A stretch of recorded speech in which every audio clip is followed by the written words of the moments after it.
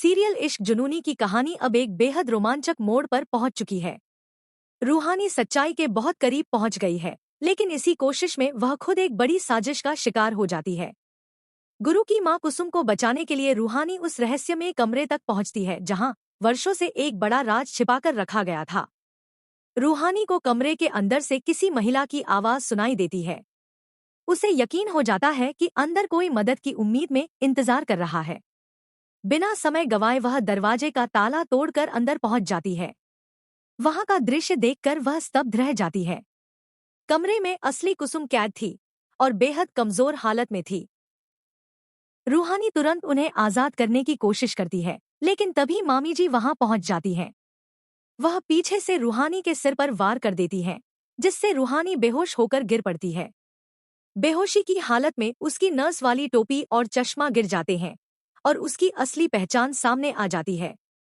मामी जी, मामा जी और पुष्पी यह देखकर हैरान रह जाते हैं कि नर्स के भेष में रहने वाली लड़की वास्तव में रूहानी है। उन्हें समझ आ जाता है कि रूहानी उनकी साजिश का सच जान चुकी है, इसलिए वे फैसला करते हैं कि अब उसे भी कुसुम की तरह कैद कर दिया जाए। तीनों मिलकर रूहानी को रस्सियों से बांध देते हैं और उसी कमरे में बंद कर देते हैं जहां कुसुम पहले से कैद थी। जब रूहानी को होश आता है तो वह खुद को बंधा हुआ पाती है। हालांकि वह घबराने के बजाय वहां से निकलने का रास्ता खोजने लगती है। दूसरी ओर गुरु परेशान है क्योंकि नर्स अचानक गायब हो गई है। अब उसे पता चल चुका है कि वह नर्स कोई और नहीं बल्कि रूहानी थी। वह पूरे घर में उसकी तलाश करता है, लेकिन किसी को उसके बारे में कोई जानकारी नहीं मिलती। मामी जी झूठ बोलकर सभी को यकीन दिला देती हैं कि नर्स खुद ही घर छोड़कर चली गई है। इसी बीच तेजस्विनी गुरु के करीब आने की कोशिश करती है। उसे लगता है कि गुरु भी उससे प्यार करने लगा है। परिवार के कुछ सदस्य भी दोनों की शादी का सपना देखने लगते हैं, लेकिन गुरु का ध्यान सिर्फ रूहानी को ढूंढने पर लगा हुआ है। रात को तेजस्विनी गुरु को एक रोमांटिक सरप्राइज देती है। पूरा घर सजाया जाता है और उसके लिए खास माहौल तैयार किया जाता है, लेकिन गुरु उस समय बेहद भावुक और परेशान होता है। रूहानी की चिंता में वह खुद को संभाल नहीं पा रहा होता। जब तेजस्विनी अपने प्यार का इजहार करती है तो गुरु अनजाने में उसके सामने रूहानी का नाम ले बैठता है।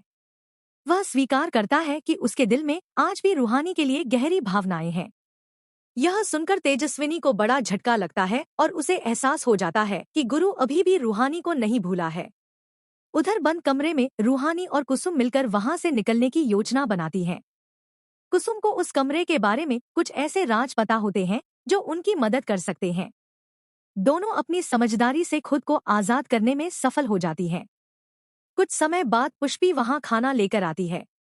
उसे लगता है कि दोनों अभी भी बंधी हुई हैं, लेकिन असल में रूहानी और कुसुम पहले ही खुद को मुक्त कर चुकी होती हैं। जैसे ही मौका मिलता है, दोनों मिलकर पुष्पी को पकड़ लेती हैं और उसे उसी कुर्सी से बांध देती हैं जिस पर वे खुद बंधी हुई थी। इसके बाद कुसुम एक साहसी फैसला लेती है। वह पुष्पी का रूप धारण करके साजिशकर्ताओं के बीच जाती हैं ताकि उनके असली इरादों का पता लगा सकें। धीरे धीरे उन्हें मालूम होता है कि इस पूरी साजिश का मास्टरमाइंड उनका अपना भाई है, जिसने लालच में आकर अपने ही परिवार को धोखा दिया। कुसुम यह भी जान लेती है कि गुरु पर हुए कई हमलों के पीछे भी उसी का हाथ था। यह सच जानकर वह टूट जाती है, लेकिन हिम्मत नहीं हारती। वह सारी जानकारी रूहानी तक पहुंचाती हैं और दोनों मिलकर अपराधियों का पर्दाफाश करने की तैयारी शुरू कर देती हैं।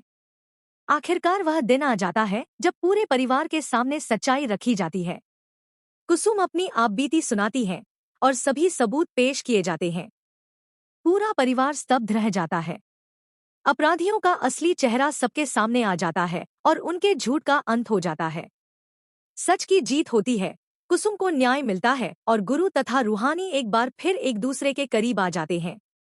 अब उनका रिश्ता पहले से ज्यादा मजबूत हो चुका है और परिवार में नई उम्मीदों की शुरुआत होती है। हमारी वीडियो कैसी लगी कमेंट में बताएं और न्यू अपडेट के लिए हमारे चैनल को सब्सक्राइब कर लें। शुक्रिया।